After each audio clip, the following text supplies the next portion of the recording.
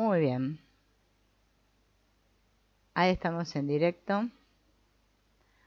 Vamos a continuar con este sexto encuentro de Ho'oponopono, reconciliarnos con la sombra.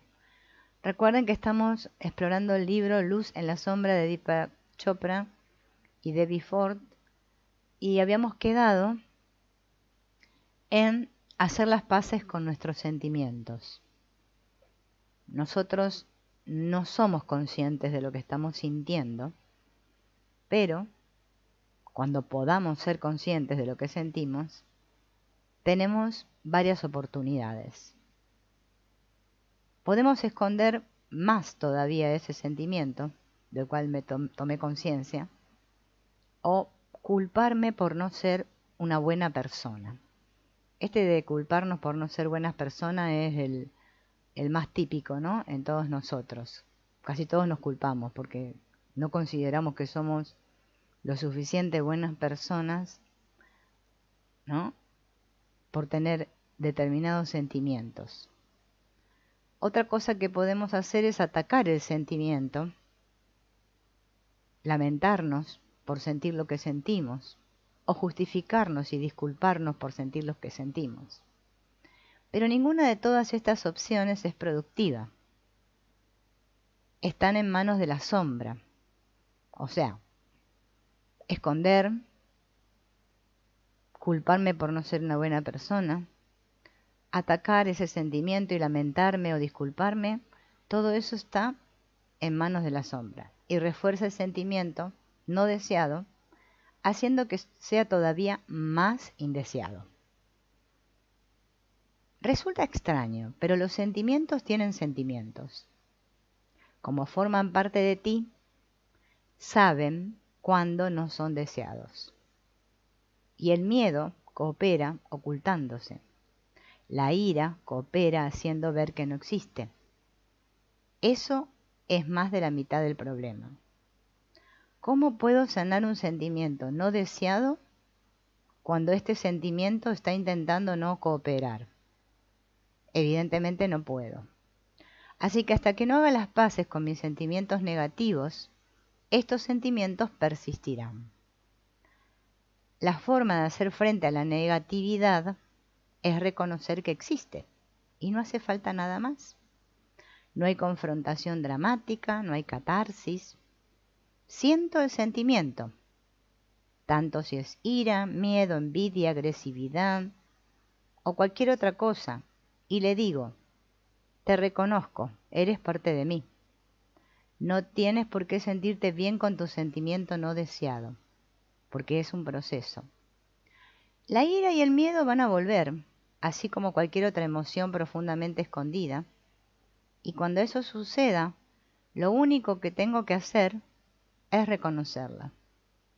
Con el paso del tiempo va a llegar el mensaje, tus sentimientos no deseados ya no me van a parecer tan terribles, esos sentimientos no deseados.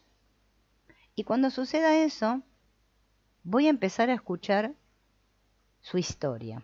Cada sentimiento tiene una historia, una causa. Soy así por esta razón. Ábrete a la historia que surja, sea cual sea. Todos los traumas del pasado que has experimentado, ya sea un accidente, ya sea que te han rechazado en el amor, perder un trabajo, todos han sido depositados en la sombra. Y yo he estado acumulando, ¿no? Todo esto, a lo cual los psicólogos le llaman deuda emocional con el pasado. Entonces yo me siento en deuda ahora. Y para pagar esta deuda, tengo que escuchar la historia que encierra. Por ejemplo, la historia puede ser: nunca superé no entrar en el equipo de béisbol. Me siento culpable por haber robado dinero del monedero de mi madre. La mayoría de las historias se remontan a la infancia, porque es entonces cuando se aprende la culpa, la vergüenza, el resentimiento, la inferioridad y la mayor parte de la negatividad básica con la que acarreamos. Cuando haya escuchado la historia, ¿qué tengo que hacer? Aceptarla. Piensa que tenías una buena razón para aferrarte a esa negatividad. No tenías elección porque fue depositada en secreto y luego permaneció oculta. Por lo tanto, no hiciste nada malo. Tus viejos sentimientos se instauraron para protegerte, para que no se repitiera esa experiencia. Así que ahora voy a hacer las paces con eso y así voy a transformar lo negativo en positivo. ¿Sí? Esa es la manera en cómo nosotros podemos integrar todo esto, ¿no? Bien.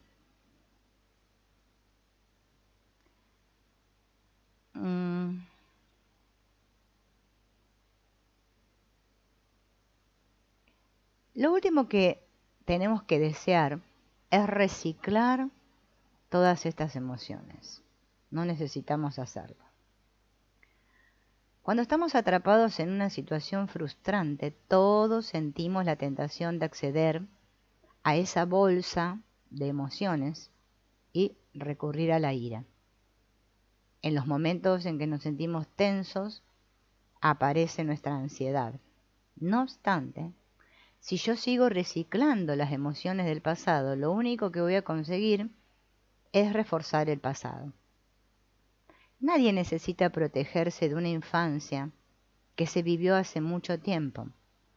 Incluso aunque se produzcan situaciones similares, todos ya estamos súper protegidos.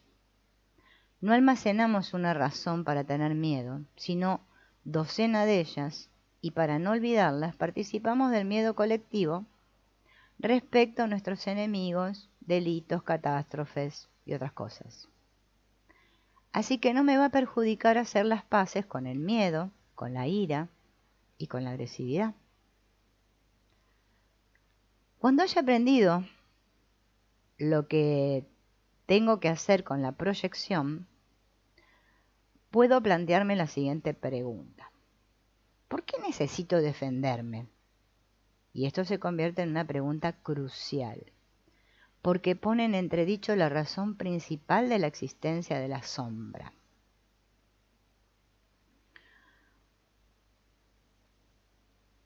¿Por qué cuesta tanto desapegarse y desprenderse? ¿Se acuerdan que habíamos visto los pasos, no? Bien, el paso 2, esta era la culminación del paso 1, que quedamos pendientes la vez anterior, y en el paso 2 se nos propone que hay que desapegarse y desprenderse.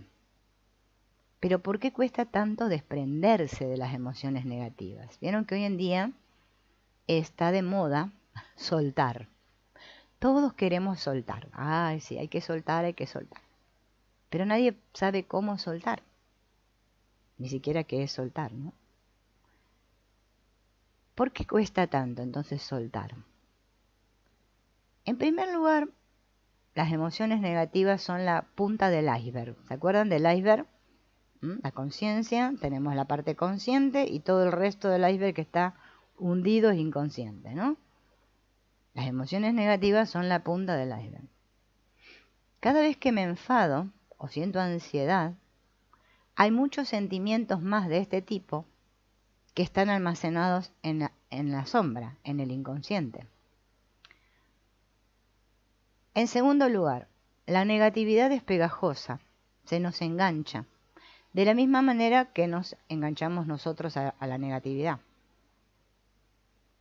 ¿Por qué nos enganchamos? Porque esto es pegajoso, porque es un mecanismo de supervivencia. Los sentimientos creen que tienen derecho a existir. Tus emociones justifican tu existencia, igual que tú justificas la tuya. Ofrecen sus razones, construyen una historia convincente,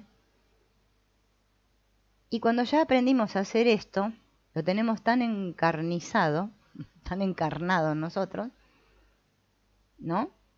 Que parece ser que nos cuesta, ¿no?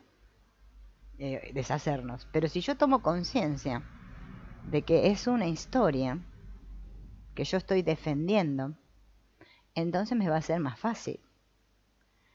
El proceso empieza por reconocer mis sentimientos y sacarlos a la luz, aunque no me gusten.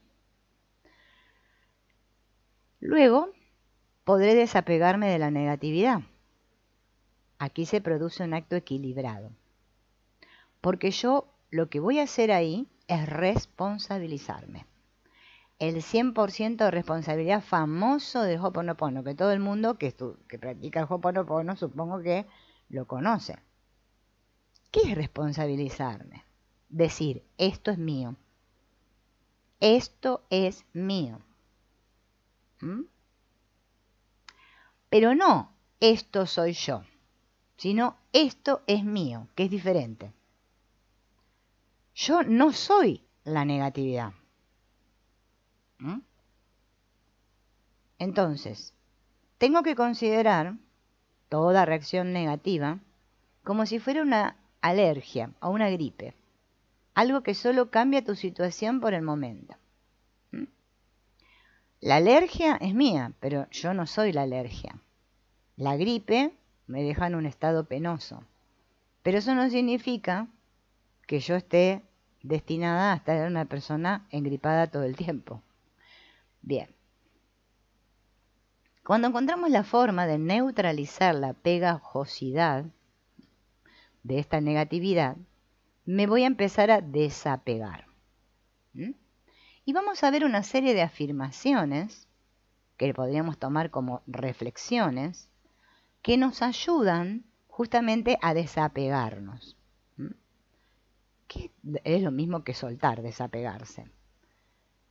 Por ejemplo, tomar conciencia de que esto lo voy a superar y que no va a durar eternamente, ¿no? Como decía mi abuela, no hay mal que dure 100 años ni cuerpo que lo resista. Bien.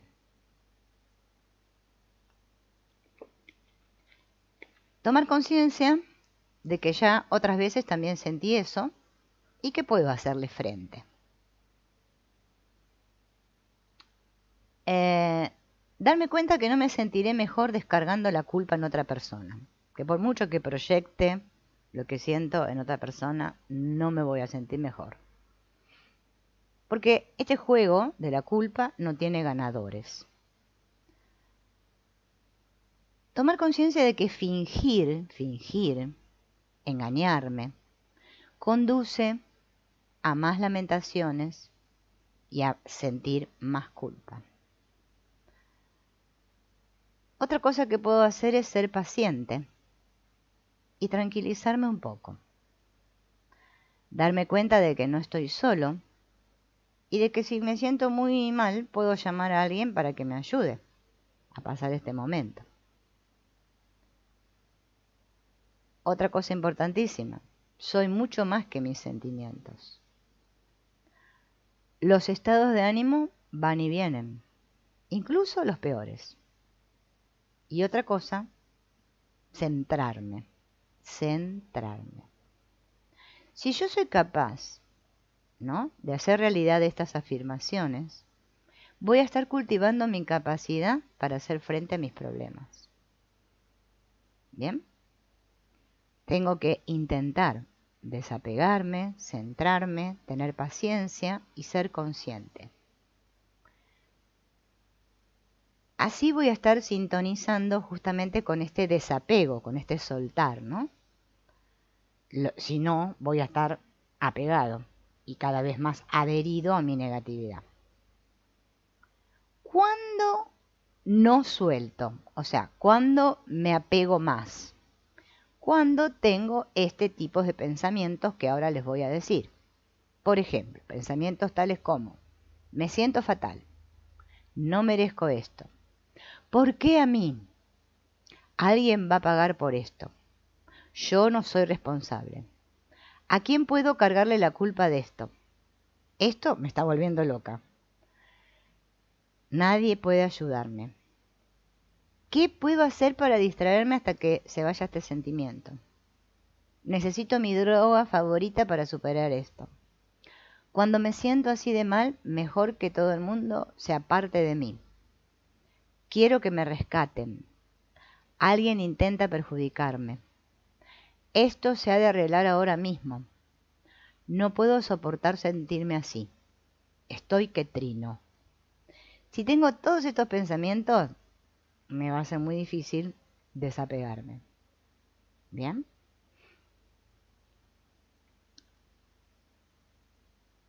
Bien. Paso 3. Vamos en los pasos para deshacernos de la sombra, ¿no? O para reconciliarnos con la sombra. No te critiques. Muchas personas tenemos este problemilla de que nos criticamos a nosotros mismos, ¿no? Capaz que no criticamos a los demás, pero nos criticamos a nosotros mismos. Voy a saludar ahí a Luz, Estela y a Jetdi Díaz. Bueno, gracias. Gracias a vos también por acompañarme este ratito. Bien. Esto de criticarnos, ¿no? Vamos a tomar conciencia de que es una actividad que ejercemos y practicamos bastantes veces al día, ¿no?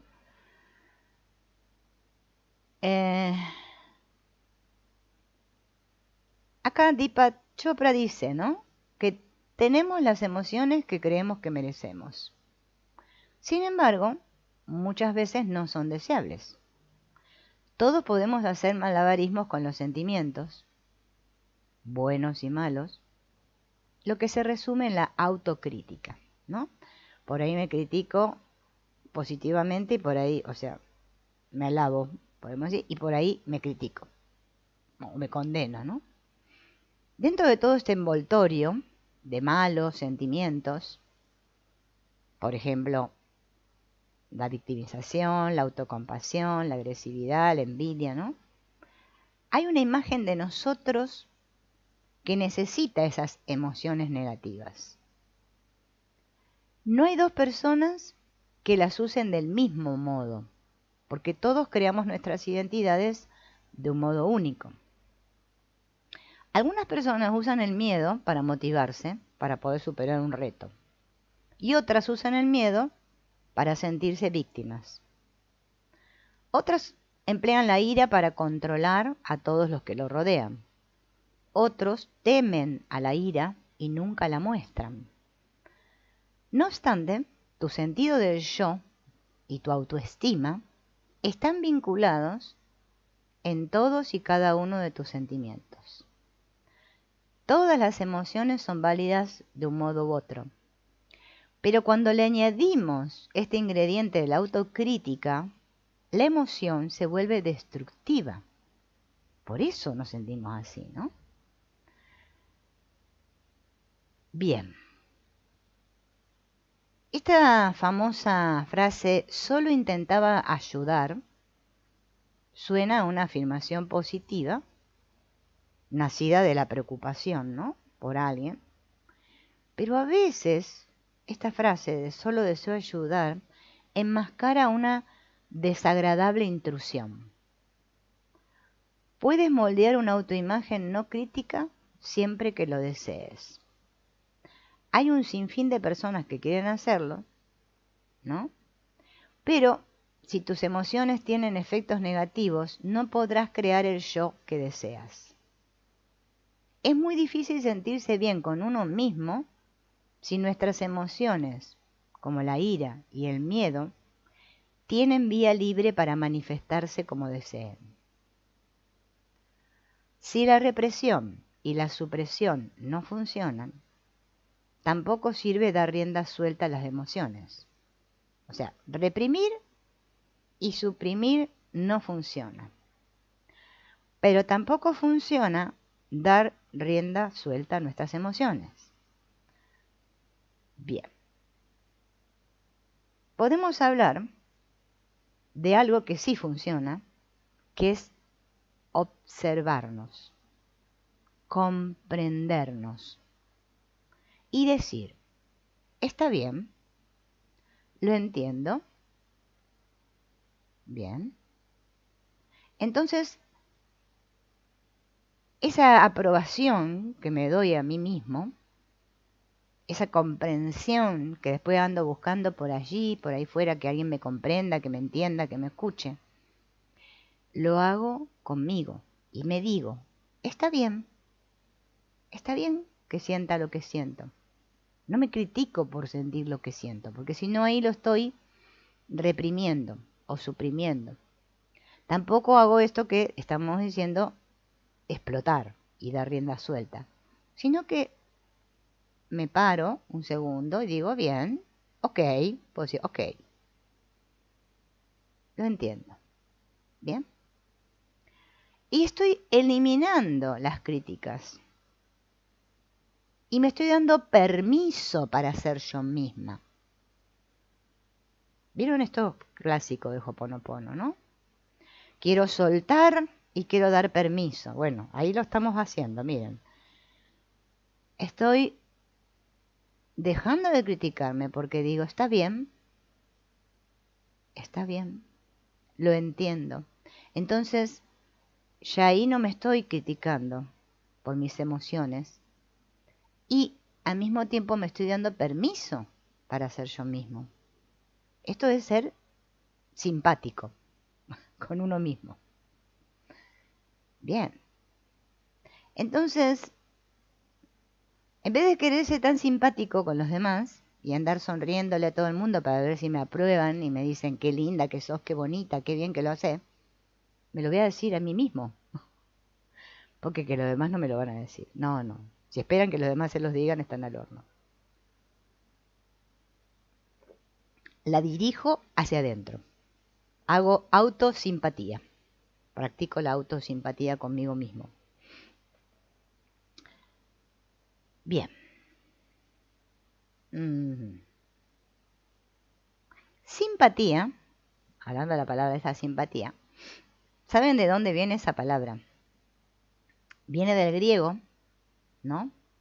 Simpatia, que significa tener un mismo patos. Patos con TH. O comunidad de sentimientos. Es sinónimo de compasión. La palabra compasión, del latín compasio, significa sufrir con. Ahí es donde tengo que tener una, a ver, como trazar una línea divisoria, ¿no? Porque la simpatía se puede desperdiciar si nos agota. Bien. O sea, no tengo que dejar que me abrume o que me conduzca a sentirme tan mal como la persona a la que estoy escuchando. O sea, tengo simpatía, pero no complacencia, podríamos decir. Porque también, si no, ejercito esto que se llama la autocomplacencia. Ahora, la compasión, cuando es correcta, es tan valiosa para el que la da como para el que la recibe. Bien, ¿cómo se aplica esto al yo? En nuestro interior hay una voz que siempre critica. Esa voz que tenemos todos en la cabecilla, ¿no? Que es como tener una cotorra ahí continuamente que te está... como un juez interno, ¿no? Yo le llamo el juez interno. Hola Carmen, buenos días. ¿No? Ese crítico interno, todos lo tenemos. Bien. Es el famoso super yo que le llamó Freud. Es toda esta construcción moral que nuestros padres se han encargado de darnos, ¿no? De lo que está bien, lo que está mal, taca, taca, taca. Esas voces internas de nuestros padres. Es como un juez, por eso yo vuelvo a repetir, un juez que nos juzga continuamente. Bien. Y evalúa todo el tiempo. Es como que nos está diciendo continuamente, sí, no, bien, mal. Vales, no vales. Eso que pensaste está mal, eso que pensaste no está mal, o qué sé yo. ¿Sí? Vamos a suponer que me enfadé con alguien injustamente y me doy cuenta de que perdí el control con esa persona que me enfadé, ¿no? Entonces aparece la voz del juez en mi cabeza y me dice, estás equivocado, te lo mereces, ¿no? Esa voz crítica, que soy yo mismo, ese autocriticarme, se está autocriticando, porque en realidad no existe un juez interno independiente y objetivo, sino que la voz que me clasifica como un personaje malo, torcido, en realidad es un personaje ficticio. Entonces voy a empezar como a observar a ese que me juzga, ¿m? Que nunca simpatiza conmigo. Como sería como un enano malvado que tenemos dentro. Bien. Y que quiere apoderarse de mí y que quiere intimidarme. Bien. También se le llama el ego. Bien, le podemos poner muchos nombres. Entonces, ¿qué pasaría si yo empezara a simpatizar conmigo mismo? El juez interior se empieza a disolver. ¿Bien? Entonces, ya voy a dejar de sentirme tan indigna o indigno, ¿no? Y voy a empezar a liberarme y a soltar todas estas críticas que me atan a un concepto pobre de mí. En el ámbito del espíritu, podríamos llamarlo, el sufrimiento se puede curar. Con mi comprensión, abro un canal a la sanación. Ahí me empodero, cuando me comprendo. Por eso yo siempre recomiendo el trabajo de la señora Byron Katie, que se llama El Trabajo, porque ella enseñó que la mente no se puede parar, por más que ustedes crean que la pueden dominar a la mente. ¿Vieron cuando la toca? Bien. Y ella, mediante su trabajo que hace, consiste en poner la mente en papel, uno logra abrazar sus pensamientos con comprensión. Fíjense que los pensamientos están ligados a las emociones, ¿no? Bien, entonces es muy bueno practicar esto con nosotros mismos, la simpatía y la compasión. Bien, no hay nadie que nos apure para ser más espirituales, no. Bien, otro paso, el cuarto. Hay que reconstruir nuestro cuerpo emocional. Esto de sustituir una emoción negativa por una nueva, ¿no? Deepak Chopra le llama reconstruir nuestro cuerpo emocional. Todos tenemos una imagen mental de cómo ha de ser, ¿sí?, el cuerpo físico deseable. Vieron que este asunto del cuerpo es bastante engorroso, porque, a ver, como hay tantas imágenes ahí en el mundo que nos muestran cuerpos muy bellos, ¿no? Qué sé yo, bueno, modelos, ¿no?, perfectos de cómo los cuerpos deberían ser, ¿bien? Qué sé yo, fresco, juvenil, agradable, bueno, esbelto. Entonces pasamos mirando el cuerpo externo y no miramos el cuerpo emocional. Y sin embargo nuestro cuerpo emocional existe y es muy importante y hay que nutrirlo adecuadamente. Porque si nuestro cuerpo emocional se agota y se debilita, entonces vamos a estar expuestos a que cualquier cosita nos enferme. Y ahí se nos va a enfermar el cuerpo físico.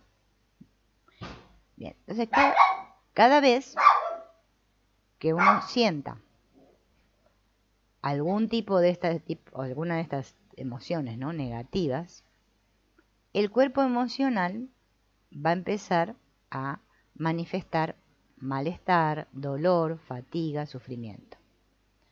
Hay que estar atento a esto, a cómo me siento, ¿no? Lo mismo que como cuando me duele la muela, por ejemplo, estoy atento porque me duele la muela. Digo, ay, me duele la muela. Bueno, también tengo que estar atenta a mis emociones. Bien. Entonces tengo que priorizar. Sería, ¿no? ¿Cuánto tiempo y dinero gasto en mantener mi apariencia física más lozana, más linda, ¿no? En maquillarme, no sé, ponerme cosas para no envejecer, qué sé yo. Hacemos muchos esfuerzos para que el cuerpo esté sano, viva muchos años el cuerpo. Bien. Pero irónicamente es el cuerpo emocional el que es inmune al envejecimiento.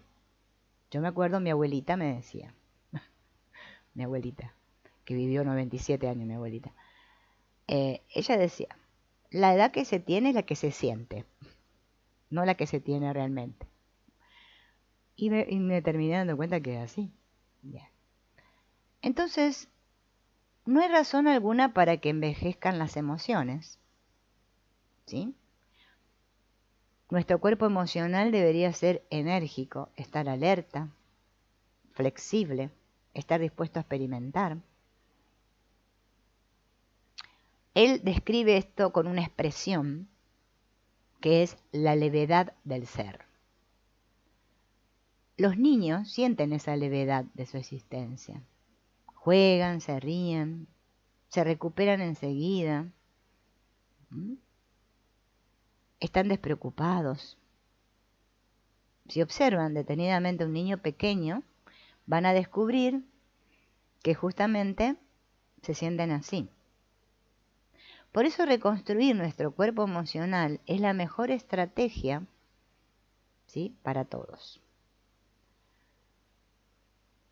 Nuestro futuro depende de deshacer nuestro pasado. Gran frase esta. Nuestro futuro depende de deshacer nuestro pasado. La clave es tener una visión. Entonces, ahora vamos a ver justamente esta visión, ¿no? Basada en los siguientes puntos. Bien, sentirme más realizado. Aprender a tener capacidad de recuperación. Disipar los demonios del pasado. Curar viejas heridas. Esperar lo mejor para mí. Adoptar ideales realistas. Dar de mí mismo. Ser generoso, especialmente con mi espíritu. Trascender mis miedos. Aprender a aceptarme y comunicarme con Dios o con mi ser superior o con mi divinidad o como le quieran llamar, ¿no? Lo más importante, bien, es reconstruir este cuerpo emocional para poder sentirme realizado. Y las emociones no se pueden remoldear por separado. Se entremezclan y funcionan con los pensamientos, con los deseos, con las relaciones. Cada uno de nuestros sentimientos sale de manera invisible hacia nuestro entorno, afectando a las personas que nos rodean, al mundo, a todo, ¿no?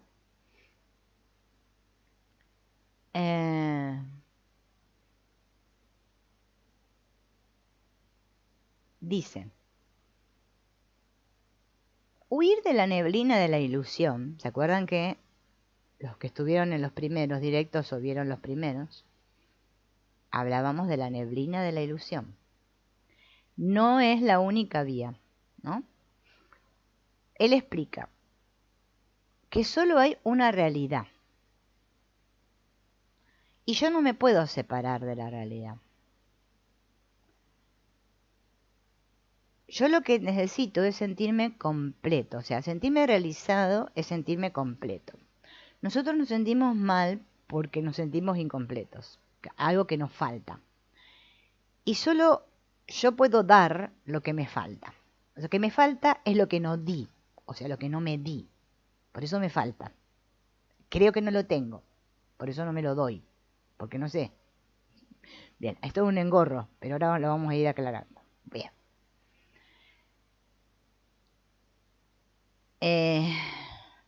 Podemos hablar de un yo falso y un yo verdadero, ¿sí?, para poder comprender esto, ¿no?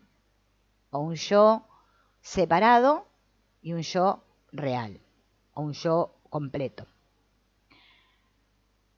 Ese yo que yo defiendo todos los días, que tiene un pequeño punto de vista, y digo, yo, porque a eso acá en el mundo le llaman tener poder personal, personalidad fuerte, autoestima. Ese es el que complica todo, ese que yo, porque yo opino, porque esto no debería ser, ese yo, es ese que yo lo defiendo con uñas y garras, ese es una caricatura, es una ficción. Bien. Pero claro, mi ego, se siente muy bien el ego, mientras yo lo defiendo. Y yo a eso le llamo tener autoestima. Bien. Pero el ego no es consciente, ¿bien?, de que si dejara de ser tan egoísta, se sentiría mejor. No lo va a decir. Bien. Solo cuando se va deshaciendo ese punto de vista tan rígido que yo mantengo y que... es una postura mental. Cuando empieza a desaparecer esa postura mental, ahí aparezco yo, el verdadero yo. Bien. Y ahí es donde me siento completo. Mientras yo siga sosteniendo el pequeño yo, ¿vieron como el personaje, ese muñequito, el poco yo? Bueno, el poco yo. Lo sigo sosteniendo y lo sigo agrandando y alimentando. Bueno, pero por más que practique lo que practique, nada va a andar bien en mi vida. No. Años de terapia la gente hace, no sé, siguen igual. ¿Por qué? Porque quiero seguir alimentando al poco yo. Bien. Y lo único que vence la sombra y la absorbe así, como una esponja o como una aspiradora, chupa así, es la compleción. Compleción. ¿De qué viene compleción? De completo, de pleno, de plenitud, de entero, de íntegro. Pues, hay muchos sinónimos. Bien. Entonces,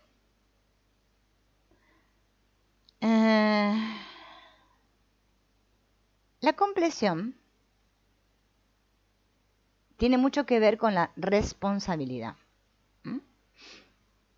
Yo no puedo ser completo si no soy responsable. Bien. Reconocer y aceptar mis sombras, ¿se acuerdan como dijimos hace unos momentos atrás? Que digamos, esto es mío, es muy enriquecedor. Bien.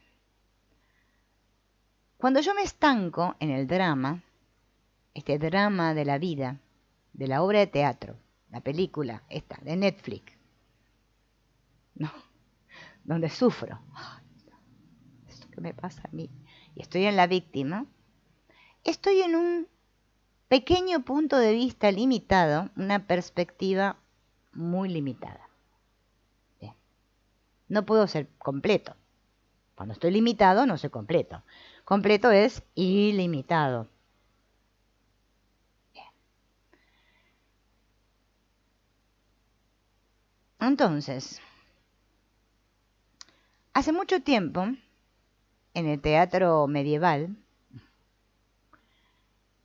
parece ser que en los días festivos se representaban milagros.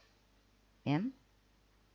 Y parece ser que se usaban a este personaje cómico del diablo, que hacía muchas maldades, tentaba las almas y las atormentaba, ¿no?,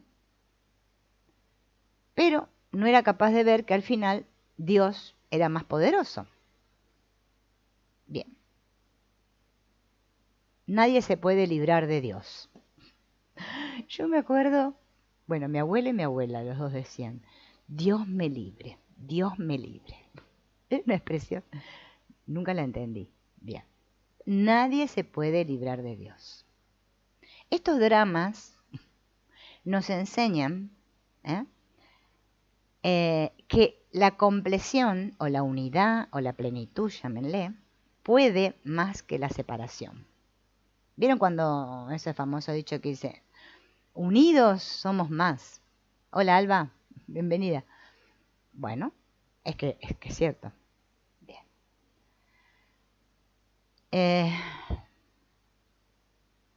Si nosotros contemplamos el mundo como la lucha entre el bien y el mal, no vamos a entender nunca nada. Todo lo que yo pienso que está mal con respecto a mí mismo, ¿no? ¿Vieron esa autocrítica que acabamos de nombrar recién? y que yo juzgo, ¿no? Y digo que es muy doloroso. Ay, esto que me pasa a mí es terrible, terrible, ¿no? Se puede ver de una forma distinta. La vida, la tuya, la mía, la de todos, trasciende cualquier enfoque de ganar o perder. Fíjense que en nuestro mundo, que hemos hecho, el ganar y el perder es la moneda del día. Todos nos sentimos felices cuando le ganamos al otro. ¡Pah! Tomá, se la dije. Ah, le gané. Yo pude. Algo. Bien. Bueno. La compleción va más allá de esto. Cuando me veo como una parte del todo, o sea que yo formo parte de un todo, de la alfombra, que está hecha de muchos nudos, yo también soy otro nudo que forma parte de la alfombra, y soy tan importante para esa alfombra como los otros tantos nudos, y no que me cree un nudo aparte y especial, mejor que los otros nudos, todo cambia. Aparece un nuevo entendimiento. Porque yo ya no tengo necesidad de etiquetarme a mí o etiquetar a los demás, ¿m? Y dejar de salir del sucio juego, yo le llamo sucio juego, porque es un juego sucio, de la comparación. Fíjense que este mundo es así. El drama, el gran drama de lo correcto y lo incorrecto. Cansador. Cuando salgan de ahí van a ver qué bien que se van a sentir. El ser humano está todo el tiempo, correcto, incorrecto, correcto, incorrecto. No se puede. Entonces voy a intercambiar la crítica por un sentimiento real de amor y perdón. Porque voy a entender que el otro está igual que yo. No está ni peor ni mejor. Está igual que yo. Los seres humanos, como no podemos dejar de etiquetar y de clasificar y poner jerarquías, porque es lo que hacemos todo el tiempo. Ay, lo que le pasó a Pepita. Qué terrible, qué terrible. Como si a ellos no les pasara nada. Porque lo que le pasó a Pepita es terrible. Porque lo comparo con lo que le pasó a Juanita. Y parece, según mi percepción y mi interpretación, que aquello es más terrible que esto. Pero es que estar en este mundo, a ver, todas las cosas podemos decir que son terribles o todas las cosas son buenas. Es que no hay más y menos, mejor y peor, correcto e incorrecto. Esto, cuando yo salgo de ese pendulazo, curación, sanación total. Me curo de todos los males.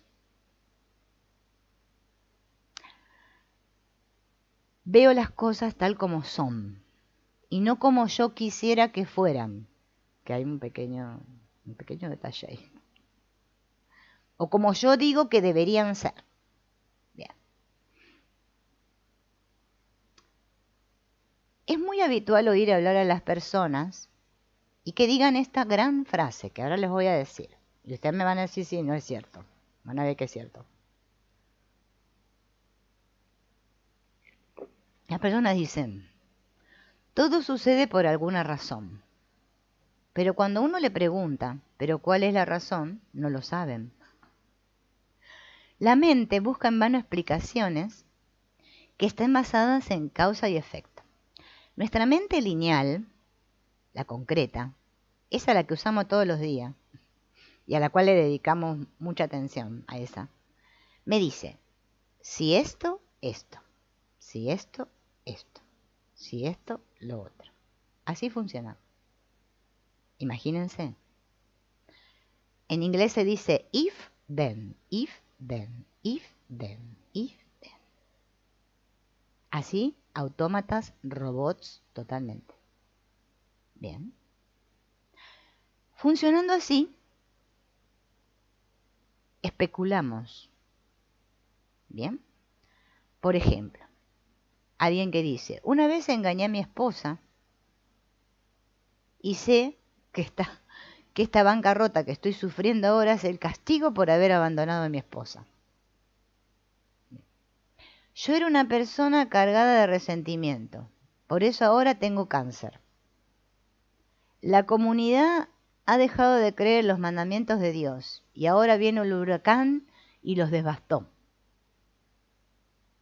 Aunque rechaces estas oscuras conexiones, probablemente en tu inconsciente haya supersticiones similares, porque todos las hacemos. Yo me pesco a mí misma cada tanto. Digo, esto que me está pasando debe ser por aquello otro que hice. El asunto del karma es terrible.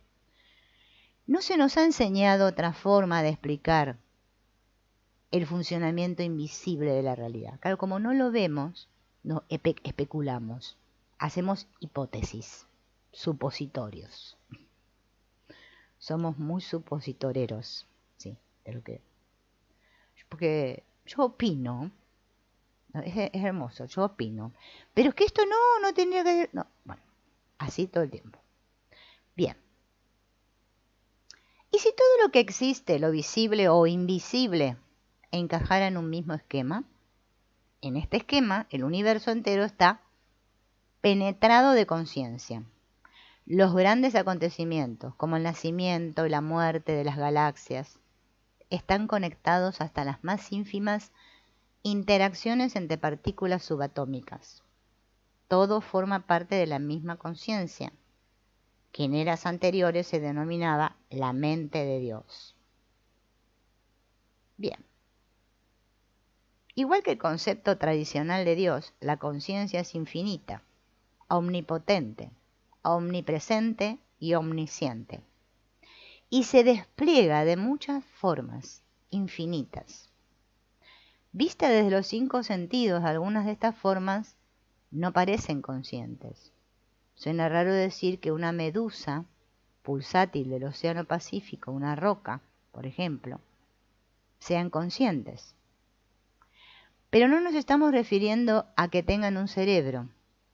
Una medusa, una roca y una gota de lluvia no piensan ni sienten. Por lo tanto, no nos sentimos íntimamente conectados con la vida no consciente que nos rodea. Cuando nos separamos de los objetos y de las criaturas que decimos que son inferiores, nos perdemos algo muy grande. Si observamos una célula de nuestro cuerpo y un electrón recorriendo la oscuridad espacial a toda velocidad y en algún nivel invisible afloran algunas similitudes profundas, ¿no? Nos daremos cuenta que toda acción está coordinada con todas las demás. La información es compartida por cada parte de la totalidad. La comunicación es instantánea. La energía se reestructura en innumerables variaciones, pero nunca se pierde. La evolución produce formas más complejas a medida que transcurre el tiempo. La conciencia se expande a medida que las formas se vuelven más complejas. Y todo eso es cierto, pero nosotros no somos conscientes de ello. Estos términos son muy abstractos, pero en última instancia no se necesitan las palabras. Cuando te consideras un ser separado, las palabras parecen importar más que la existencia. Escuchen esto, voy a repetir esto. Cuando me considero un ser separado, las palabras para mí son más importantes que la existencia. Y así somos los seres humanos. ¡Ay, lo que dijo! ¿Cómo lo...? ¡Oh! ¡Oh! Le damos mucha importancia a las palabras, a los discursos. Son más importantes que la existencia.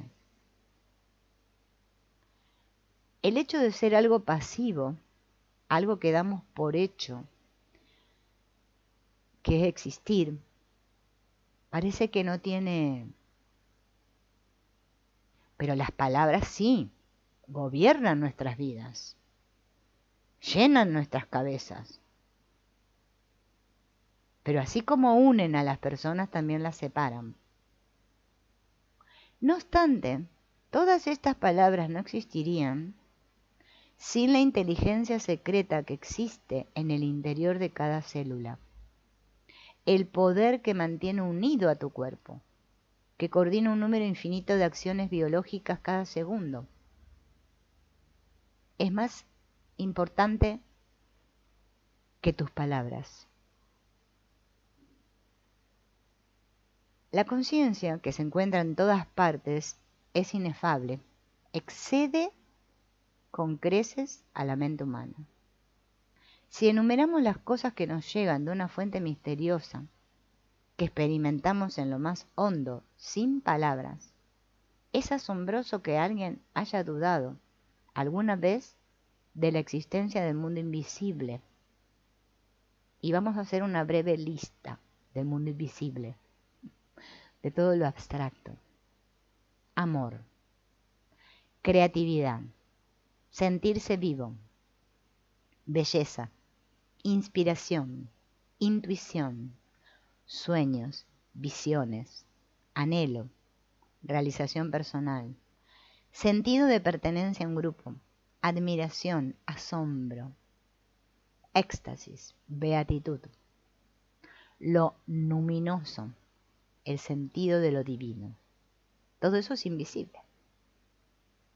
Una vida repleta de todas estas cualidades invisibles sería poco menos que toda una nueva forma de ser. Nadie rechazaría voluntariamente el asombro, la creatividad, el amor. Pero millones de personas lo hacen. Experimentan beatitud y realización personal en pequeñas dosis que se fuman rápidamente. No consiguen vencer a la sombra, que protege las riquezas de lo inconsciente con uñas y dientes. Había una vez un gurú que amonestaba a sus alumnos y les decía: les estoy mostrando las puertas del cielo, y cuando sale un fantasma y les hace ¡bú!, ustedes salen corriendo. El miedo, la ira, la inseguridad, la ansiedad, todos esos aspectos de la sombra se parecen a ese fantasma que hace ¡bú! Y si queremos llegar a las puertas del cielo, el único yo que puede llevarnos ahí es el que tenemos. Y ese es el dilema. ¿Cómo puede un yo dividido alcanzar la unidad? No sé si se lo preguntaron. Bueno, se puede, pero la vía no es la que la mayor parte de los buscadores piensan. Porque vieron que hoy en día todos somos buscadores. Nos compramos muchos libros a ver si encontramos la verdad. Y resulta que no encontramos nada. Bien. Krishnamurti, el más sereno, incluso polémico de los sabios hindúes, dijo: la libertad no es el final del camino, sino el principio. No hay a dónde ir. La libertad es la primera y última etapa del camino. Y él, cuando decía esto, Krishnamurti, no pretendía desconcertar a la gente. Bien. Era su forma de decir que la compleción, el estado de completa libertad, no se basa en elegir esto o aquello. No se trata de ser bueno o malo, puro o impuro. La compleción no tiene división, por eso es compleción, y lo es todo. Por lo tanto, ha de ser el principio y el fin al mismo tiempo. Nuestro trabajo es transformar esta introspección en una forma de vida práctica. Pero ¿cómo es la compleción? Porque si me pregunto, esto que está hablando tanto de la compleción, ¿qué es? La gloria de la existencia humana no reside en todas las cosas que nos hacen únicos, sino en el hecho de que podemos unirnos a la inteligencia cósmica. Todos podemos pasar a formar parte consciente de la totalidad. O sea, la totalidad ya es total, ya es así, como Dios. Dios es. Bien. O sea que yo lo que puedo hacer es formar parte. Aunque en realidad ya la estoy formando, pero es que parece que no. Bien. Cuando eso sucede, alcanzamos un mundo que los pensamientos y sentimientos de la vida cotidiana apenas pueden imaginar. Vivir de una manera holística es práctico, porque con toda la conciencia que atraemos, somos más imaginativos, más creativos y menos críticos. Pero por cada uno de estos beneficios hemos de experimentar lo que es realmente la compleción. La compleción quiere sanarte, a ti y a mí, a todos, ¿no? La compleción quiere sanarte. Siempre la compleción o la unidad, podemos llamarle, la plenitud, pónganle en la palabra porque hay sinónimos, siempre intenta autorrestaurarse. Nuestro cuerpo cuenta con toda una gama de técnicas de sanación. La compleción y la sanación están muy conectadas. Por eso las personas buscan maneras, ahí en YouTube, o se compran libros, o van a hacer terapias, o no sé qué, para sanar, ¿no? Especialmente si tenemos una enfermedad corporal. Porque a veces si tenemos otro tipo de enfermedades, como que no le damos bolilla. Decimos, y bueno, yo soy así, que los demás me aguanten. Bien. Cuando tenemos un tipo de enfermedad física, por lo general empezamos a buscar estos caminos, ¿no? O cuando nos pasa algo terrible en la vida. Bien. Pero nadie toma conciencia de que la sanación y la compleción están íntimamente relacionadas. Por eso la verdadera espiritualidad es la unidad. Yo no practico una espiritualidad para arreglarme yo, a mi personaje, porque si no es que no voy a llegar a ninguna parte. Claro, eso la gente no le llama ser egoísta, le llama de otras maneras. Bien, la importancia personal es el peor de los venenos. Sin embargo, es el que practica casi todas las personas aquí en este mundo. Y le llaman, ya les digo, autoestima. Claro, pero no va por ahí el camino. Porque si solo hay uno, bueno, también podemos creer que hay muchos dioses. Pero vamos a mantenernos en que hay uno. Ese uno no puede querer cosas mejores para unos y para otros peor. Si mi pensamiento es eso, ¿qué imagen tengo yo de Dios? Ah, un Dios egoísta. Un Dios que critica, que juzga y que dice a este sí y a este no. Muy bien. Así va a funcionar mi vida. En sánscrito, las palabras sanación y compleción derivan de la misma raíz. ¿Qué hace el cuerpo para recuperar su compleción? Cuando yo estoy incompleto, es porque estoy desequilibrado. O sea que lo que voy a hacer es buscar el equilibrio. Todas nuestras células están comunicándose entre sí. Y ninguna célula dice, yo soy más importante que aquella otra. En medio de una actividad, ¿no? Como es la que realiza nuestro cuerpo todo el tiempo, el sistema digestivo, el respiratorio, bueno, todo lo que está sucediendo, que sucede a nivel inconsciente, yo no lo controlo, ¿no? Existe esto que se llama equilibrio, homeostasis. Cada célula se adapta al cambio en el entorno. ¿Mm? Todo busca el equilibrio. El sistema de sanación se extiende por todas partes. El corazón, el cerebro, el hígado realizan funciones distintas. Pero estar vivos y sanos es la meta en común. Entonces la compleción es más importante que cualquier actividad en solitario. Si observas tu cuerpo como una metáfora de la vida, ¿qué te está diciendo tu cuerpo?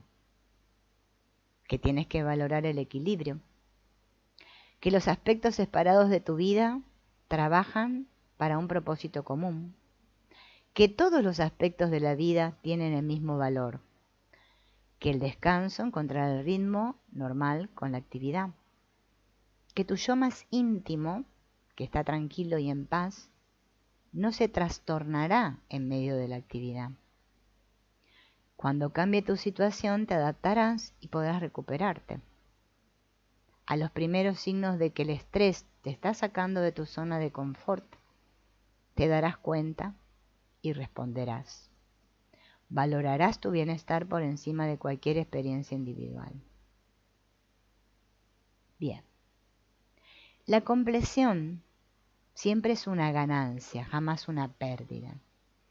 Sin embargo, hay una parte nuestra que le tiene miedo a la unidad, a la compleción. Le gusta la separación, le gusta sentirse yo mismo, yo, más que otros.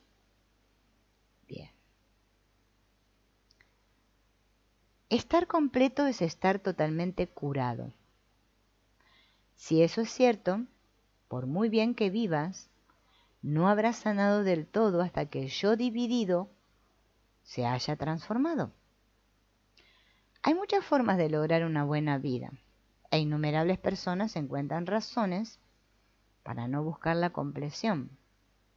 Una de las principales es que nunca han estado expuestas a una visión del yo superior tal como es realmente. Es esencial que sepas que no dejarás de ser tú mismo, por más que busques la unidad o la compleción. El mundo de los contrastes es muy seductor y dramático.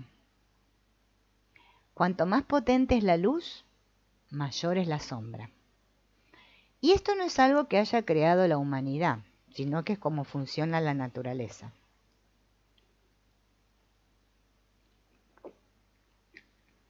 Si el universo no tuviera fuerzas creativas que se opusieran simultáneamente a las fuerzas del deterioro o de la entropía, no habría universo. Supongamos que en el universo solo existiera el impulso creativo evolutivo. ¿Qué sucedería? El cosmos rápidamente agotaría la materia y la energía para crear nuevas formas, porque las antiguas nunca se destruirían. En un aspecto personal, hablamos de convertirnos en personas evolucionadas, pero si solo evolucionamos sin destruir al personaje que éramos en el pasado, seríamos eternos niños, adolescentes, adultos, ¿no? Y bebés al mismo tiempo. Nuestro cuerpo tendría innumerables capas de piel, porque las células viejas y muertas no se caerían. Las paredes del estómago serían muy gruesas, porque no las enzimas digestivas, ¿no?, que devoran todas estas paredes, no se podrían renovar. Si solo existiera el impulso de la inercia o la destrucción, el universo se quemaría rápidamente. La entropía provocaría la muerte térmica, pues el cosmos evolucionaría hacia una vacuidad estática y fría. Por eso necesitamos de los opuestos. Y esto no es una excusa para el dualismo. Es un gran argumento para la compleción, puesto que para mantener el equilibrio se necesita una perspectiva más amplia de la que se tiene en cada uno de los polos. Nuestro cuerpo es capaz de ir a propulsión cuando se desencadena la respuesta del estrés. Una invasión de adrenalina acelera el ritmo cardíaco, extrae energía de torrente sanguíneo, alerta la mente, ensalza los sentidos y nos prepara para una respuesta de lucha o huida. Pero si yo no soy consciente de la respuesta del estrés, el estrés va a acabar conmigo rápidamente. Esto se ha observado en pacientes a los que se han medicado durante mucho tiempo con esteroides. Los medicamentos que toman para reducir la inflamación también terminan con el sistema hormonal. Si dejas de tomar esos fármacos de golpe, el cuerpo no tiene capacidad para secretar el número correcto de hormonas. Por consiguiente, si te pones detrás de alguno de estos pacientes y les haces bu, generándole una respuesta en que las hormonas del estrés se aceleren, ¿no? Puedes llegar a tener ¿cómo se llama? Un ataque cardíaco, un paro cardíaco, ¿no? En el nivel del ego, o sea, del personaje, de este que yo me cuento que soy, siempre me estoy engañando pensando que yo puedo ser totalmente bueno. Hay personas que piensan así. Díganmelo. Díganme. Yo que soy tan bueno. Hay personas que no se ven nada de malo. Yo digo, ¿cómo haces? Yo no odio a nadie. Yo digo, qué bárbaro, ¿no? ¿Cómo puede ser? Bueno, eso existe. Díganme que no. Bien, ya sé que me van a decir que no, pero no importa.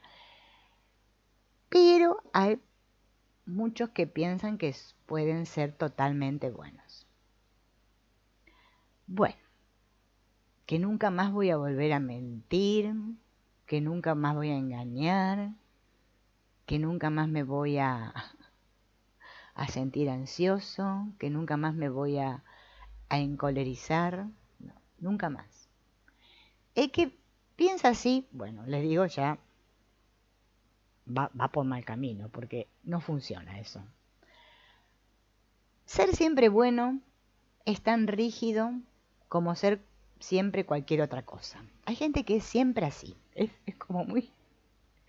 Yo digo, camina algo ahí atrás. Rígido, estructurados totales. No se salen de la línea, nunca. Caminarán por la vereda, caminando por la línea de la vereda para no pisar en otra parte que no sea la línea, no sé. Bien. Hay momentos en los que es muy correcto y saludable enfadarse o tener miedo. El fallo del pensamiento positivo es que no puedo ser siempre positivo. Es correcto luchar contra los dictadores, oponerse a la opresión en todas sus formas. ¿Bien? La vida presenta retos desde el lado oscuro. No hemos de demonizar la sombra, porque es el origen de casi todos los retos a los que vale la pena enfrentarse. La ilusión es pensar que la vida nos fuerza a elegir entre el bien y el mal, y en realidad hay una tercera opción, que es la compleción, la totalidad.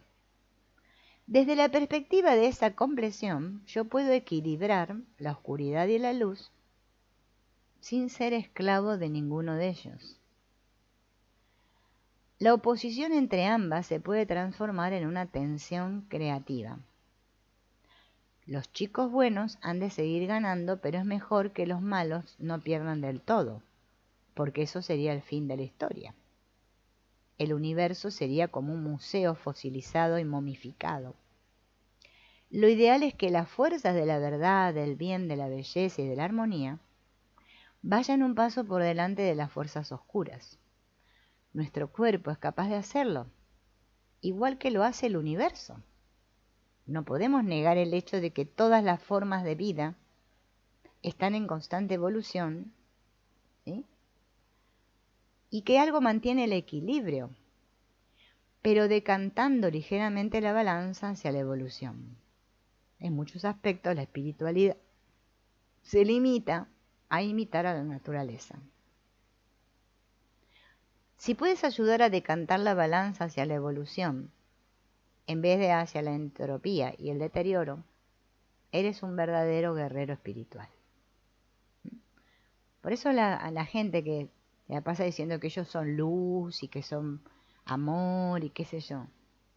Es que se están engañando. Van alimentando una sombra muy grandota. No se puede. Es una utopía eso. La compleción está cerca. No es algo que está por allá. Como Dios. Vieron que Dios está en el cielo y nosotros acá en la tierra. Parece ser que lo vamos a visitar a Dios cuando tiramos la pata. Así creemos todos. Mientras estamos acá, lo llamamos a Dios de cuando tenemos problemas. Después ni nos acordamos. No, ¿para qué? No me hace falta.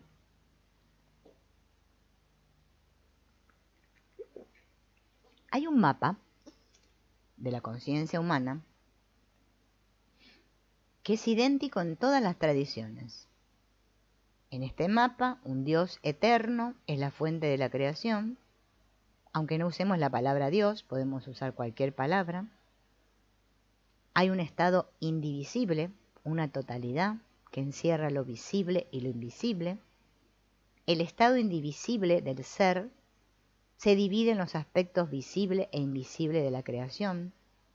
La unidad crea de sí misma la multiplicidad. Podemos imaginar ese mapa como un círculo con un punto en el centro. Pueden imaginar un círculo, porque el círculo es redondo. No sé, bueno, no creo que haya círculos cuadrados, pero vamos a imaginar un círculo redondo. A mí me encanta representar la unidad como un círculo. ¿Bien? Hay gente, una vez una señora me criticó mucho un video porque yo explicaba lo del círculo. No sé, se ve que le cayó mal. Pero por eso yo lo digo con cuidado. Porque, no sé, personas que se ve que lo de los círculos le queda, no le gusta, no le cierra el círculo. Bueno, pero es que como un círculo. El mapa es un círculo. Círculo, círculo. Bien. Imaginen dentro de ese círculo un punto. En el centro. Bien.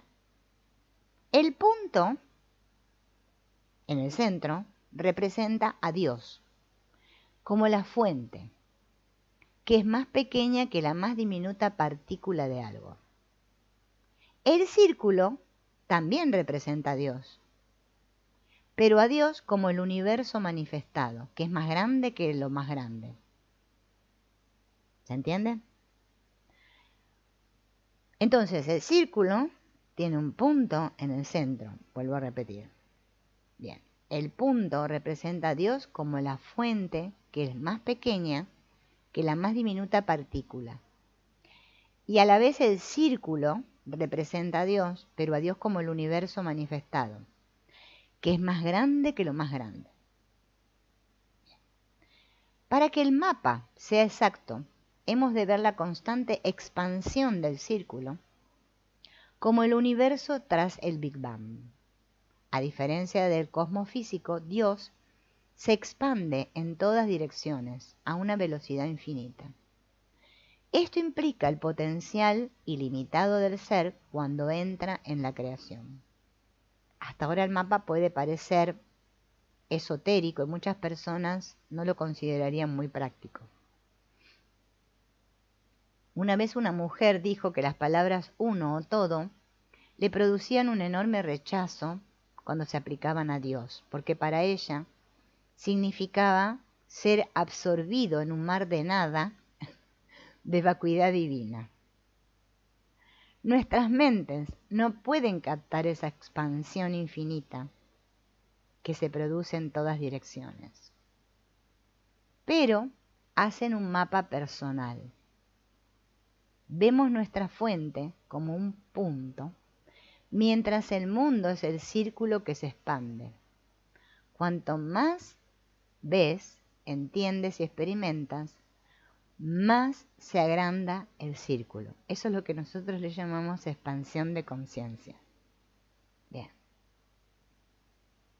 Sin embargo, siempre se expande desde el punto, o sea, desde la fuente, lo cual implica que esta nunca está lejos, es una constante. Cuando puedas experimentarte como tu fuente y tu mundo al mismo tiempo, habrás logrado la compleción. La razón por la que la fuente nos parece tan lejana es porque nos hemos identificado con todas las cosas separadas de nuestro mundo, descuidando el origen creativo que hace posible todas las cosas. Es como olvidar a tu madre a medida que vas creciendo. Por más que lo olvides, nunca podrás cambiar el hecho de que tuviste una madre. No es posible perder del todo la conexión con tu fuente, porque su esencia es conciencia. Ser conscientes de que estamos vivos significa que estamos conectados con la conciencia. Y esto puede darnos la impresión de que la conciencia es pasiva, pero no lo es. A través de esa conexión nos transmite todos nuestros pensamientos. También hay un aspecto silencioso de la conciencia que actúa para mantenernos vivos físicamente. Nuestro corazón es consciente de lo que hace el hígado, no con palabras, sino con mensajes codificados en sustancias químicas y eléctricas. Nuestro cuerpo requiere una gama infinita de respuestas que deben coordinarse entre cientos de miles de millones de células. Este es un aspecto de la conciencia que jamás cobra voz, pero cuya inteligencia supera mucho la de cualquier genio.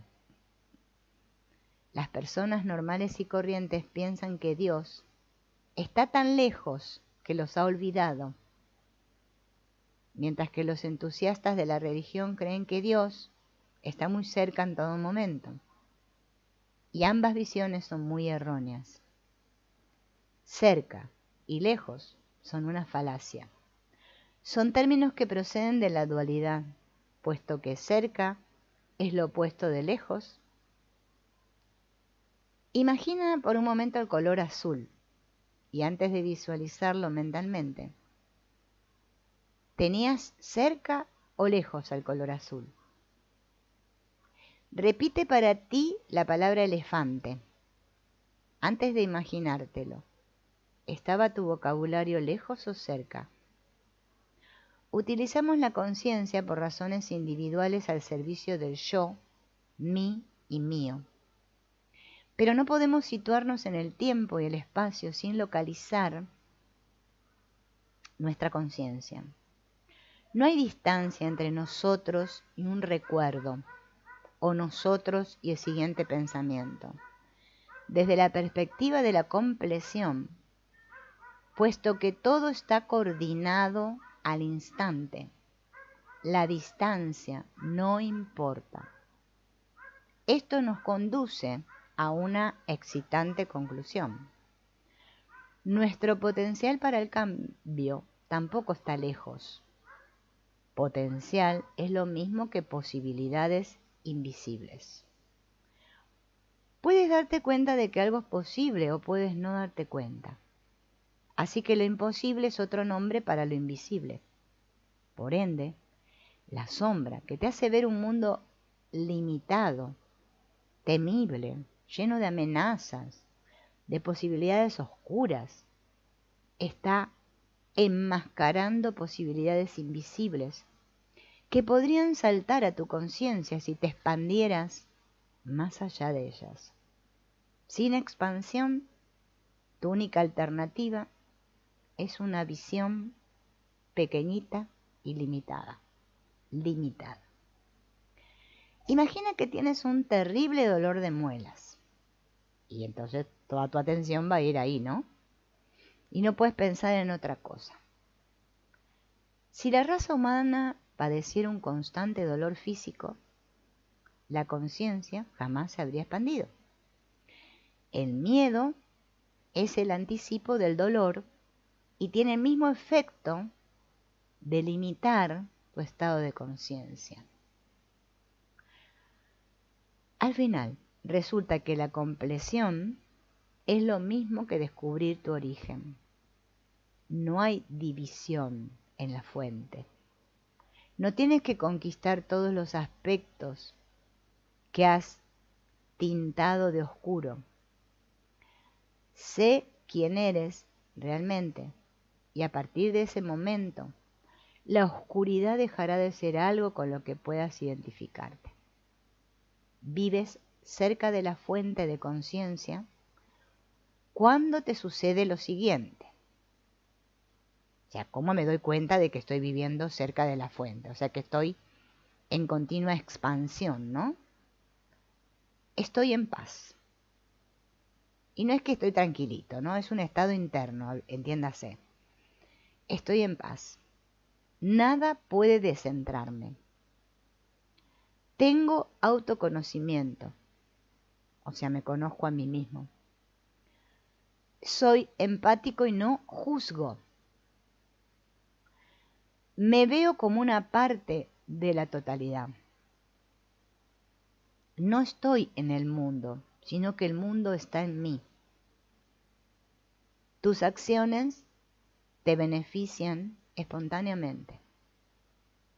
Tus deseos se manifiestan con facilidad, sin fricción ni esfuerzo. Puedes actuar mucho, pero desapegadamente. No esperas ningún resultado en concreto. Sabes entregarte. La realidad de Dios se vuelve visible en todas partes. El mejor momento posible es el presente. Si tienes todos estos síntomas, es que estás viviendo en la fuente, con Dios o con la divinidad, llámenle, porque vieron que a veces yo lo digo Dios porque ya sabemos. La gente tiene un problema con la palabra Dios. Si me sucede todo eso, entonces estoy conectado. Bien, vamos a ver un hito más, un poquito más. Después llega un momento que vieron no me funciona la compleción trasciende la sombra. Los seres humanos han luchado contra la sombra y hasta el momento nunca consiguieron derrotarla. Ahí nos damos cuenta que luchar no sirve para nada. Bien.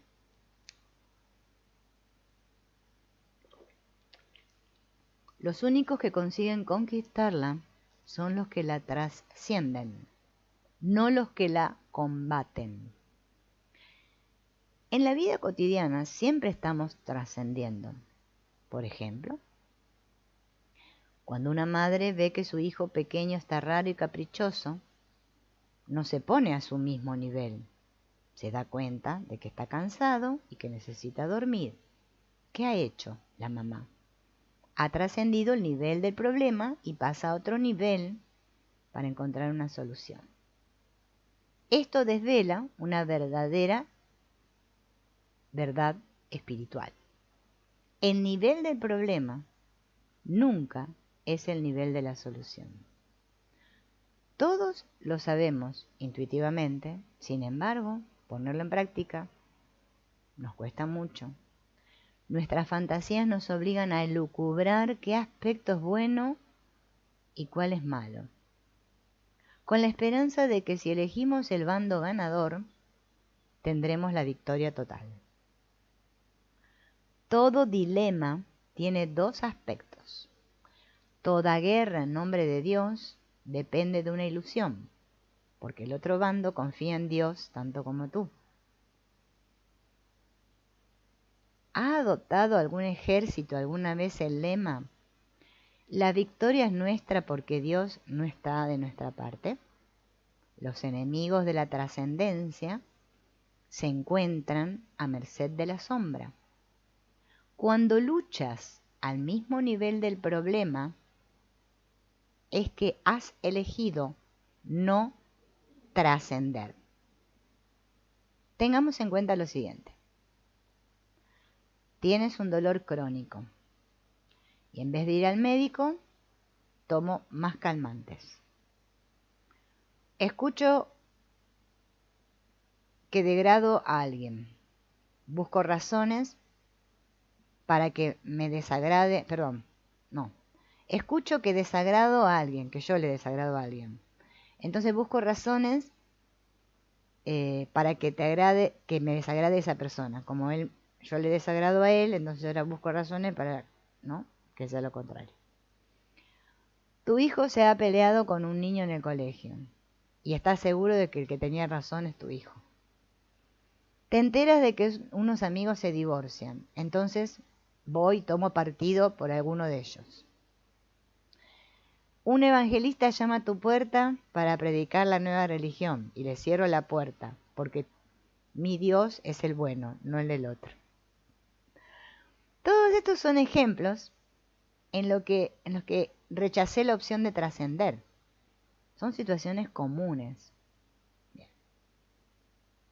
En todos estos casos, un bando es clasificado como bueno y el otro como malo.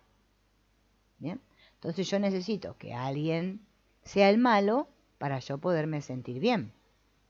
Ser crítico se considera una forma saludable de ver el mundo. Está bien visto. Bien, por eso están los críticos de cine, hay que criticar. El proceso de escapar de la neblina de la ilusión empieza cuando me doy cuenta de que nadie se beneficia, salvo la sombra. Nunca tendrás suficiente razón. Serás lo bastante victorioso o virtuoso para disipar la ira, el resentimiento y el miedo que has engendrado en las personas a las que les has hecho daño. Cuando ves esto, la trascendencia se convierte en una opción viable. Empiezas a buscar al nivel de la solución, en lugar de buscar al nivel del problema. Porque la compleción es la que resuelve todos los conflictos. Recuerden, compleción, unidad. Bien, integración, círculo. Me gustaría, dice acá Deepak Chopra, que la palabra trascender no le pusieran esas connotaciones místicas. Porque vieron que hoy en día, yo no sé, hay un problema. Bueno, hay varios problemas, pero a la gente le encantan las palabras así. Ay, voy a transmutar, voy a trascender, voy a no sé qué. Cosas. A ver, entendamos las palabras por lo que quieren decir. Trascender es ir más allá. Bien. Dualidad es conflicto. Resolver conflictos es natural para la unidad. Cuando no sé es solo negro o blanco, bueno o malo, luminoso, oscuro, sino ambas cosas al mismo tiempo, el conflicto desaparece. Se unen los opuestos. ¿Vieron como el yin y el yang? El primer paso es el más importante. Romper mi fidelidad con la dualidad. ¿Cómo se rompe mi fidelidad con la dualidad? Nos preguntaremos. Yo también me lo pregunto igual que ustedes. ¿Bien? Fíjense, cuando dejo de etiquetar. ¿Saben qué es etiquetar? Hay unas máquinas que ponen etiqueta. Bueno, hoy en día los chinos, los supermercados, ponen etiquetas a lo loco. Fideos. A las 5 de la mañana cuestan 20 pesos y a la noche ya cuestan 100. Acá en Argentina es así. Bueno, cambiamos las etiquetas. Etiquetar es cuando yo digo, este es loco, este es psicópata, este es narcisista. Vieron que ahora está de moda. Todos son narcisistas y psicópatas menos yo. Bien. Eso es etiquetar. Si yo quiero romper con la dualidad, tengo que dejar de etiquetar. Lamentablemente. Yo sé que cuesta, pero que es así. Bien. O sea que tengo que dejar de juzgar. Y tengo que dejar de culpabilizar. Abandonar la fantasía de demostrarle al mundo de que yo tengo razón y de que los demás están equivocados. Qué trabajo, ¿no?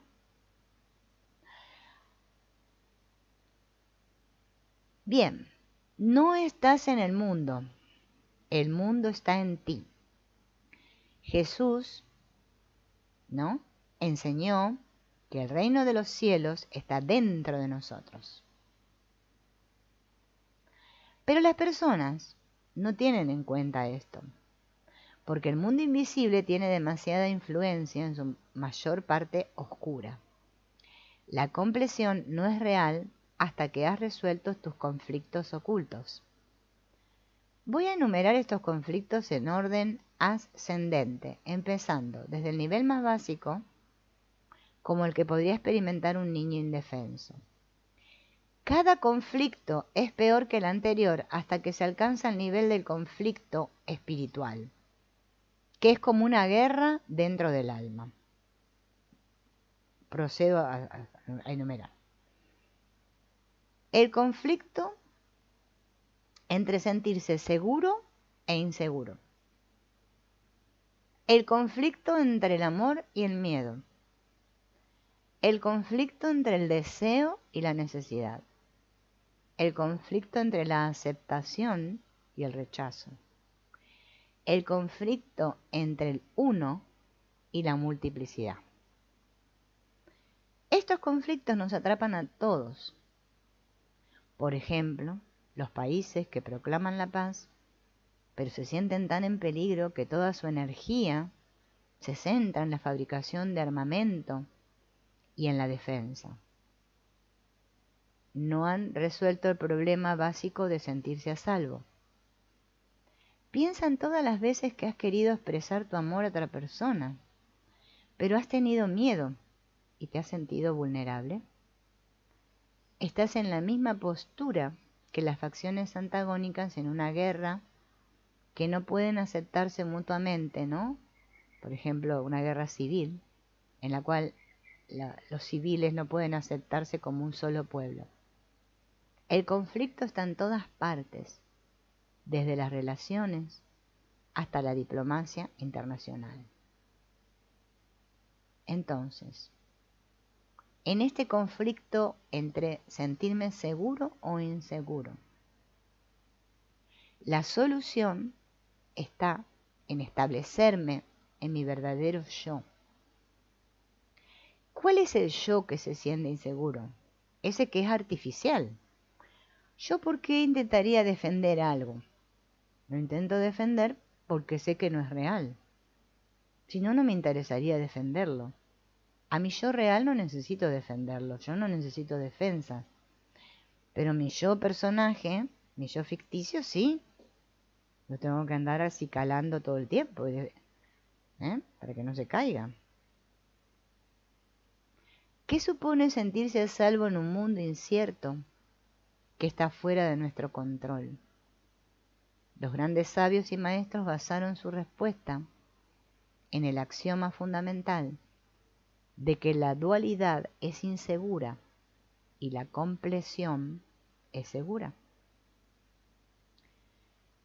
Muchas personas se esfuerzan por estar a salvo reforzando sus defensas. Se protegen de los elementos más aterradores de la sociedad.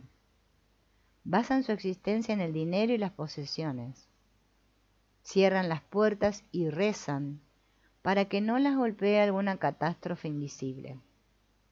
Estas tácticas derivan de una creencia que dice que si tu cuerpo está a salvo del peligro, tú estás a salvo.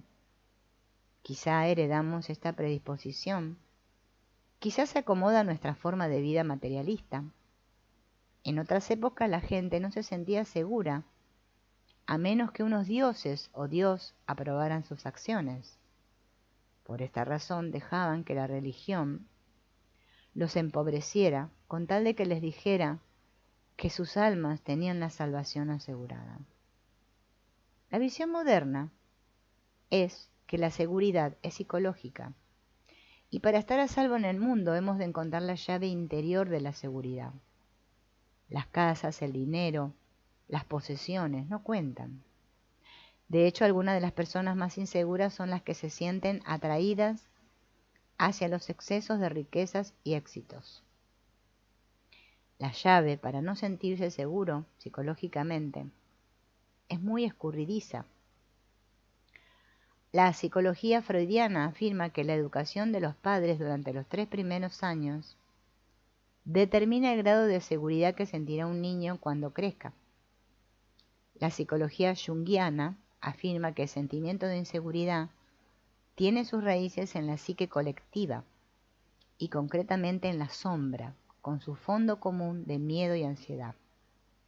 Pero si contemplas los resultados de un siglo de terapia, la respuesta psicológica apenas ha funcionado en ninguno de los dos casos. Tanta perspicacia y brillantez condujo a poco más que al predominio del Prozac y a una generación de terapeutas que pasaron la mayor parte del tiempo recetando psicofármacos. Nos sentiremos seguros cuando descubramos que tenemos un yo esencial. Este existe en nuestra fuente. En la fuente no existen divisiones y por consiguiente el mundo exterior no puede amenazar al interior. La ansiedad necesita un punto de enfoque exterior, tanto si se trata del recuerdo de algún trauma del pasado o de un miedo irracional, simplemente porque no sabe lo que va a suceder a continuación. O sea, la persona ansiosa y miedosa está todo el tiempo mirando hacia afuera, ¿no? Obviamente. Tu yo esencial es estable, permanente. Por lo tanto, nada tiene que temer. Lo desconocido es necesario para el cambio. Cuando hagas las paces con este hecho, el mundo se transformará y dejará de ser un lugar de riesgo constante para convertirse en el patio de recreo de lo inesperado. Qué lindo despertarse todos los días y decir, bueno, puedo decir Dios, si no digan vida.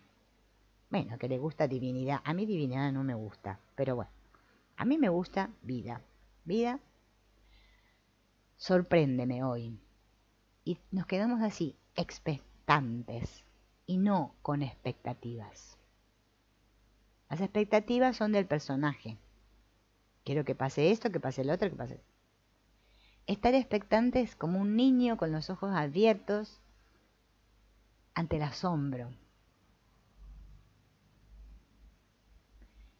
Bueno, amigos, lo vamos a dejar por aquí. En la próxima, porque ya no me da más la voz. Estuve todos estos otros días un poco resfriada y me estoy recuperando ahora. Vamos a ver el asunto del amor y el miedo, ¿no? Y cómo es esto de sintonizar, ¿no?